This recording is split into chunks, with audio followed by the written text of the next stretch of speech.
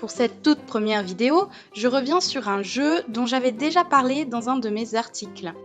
Donc le jeu, c'est celui du Tablut. C'est un très vieux jeu viking du coup. Il a plus de 1500 ans. C'est un jeu de plateau pour 2 joueurs.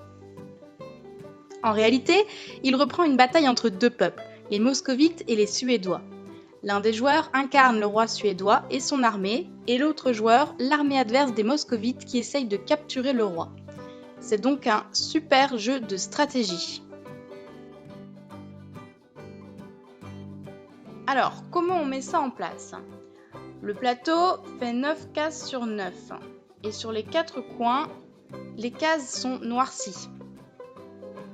Alors on place le roi suédois au milieu du plateau et ses fidèles soldats autour de lui en ligne, comme ça.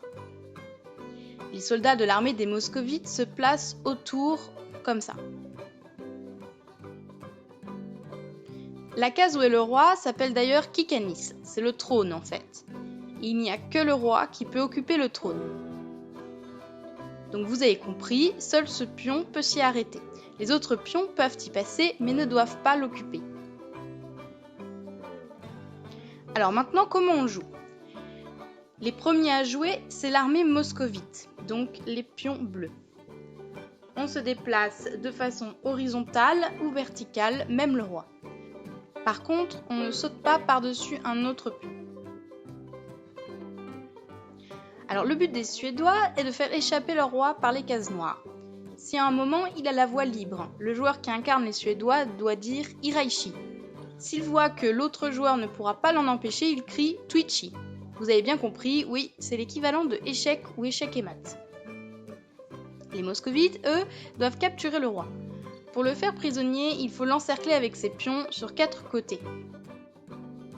Ou seulement avec 3 s'il est sur une des cases qui entourent le trône. Mais les 2 armées peuvent capturer les pions de l'adversaire.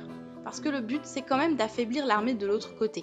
Alors pour ça, il faut coincer le pion adversaire entre 2 pions à soi.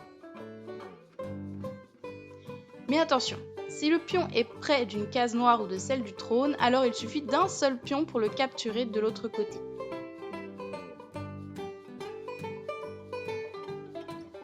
Même le roi peut participer aux captures. Je vous remercie de m'avoir suivi et maintenant c'est à vous de jouer.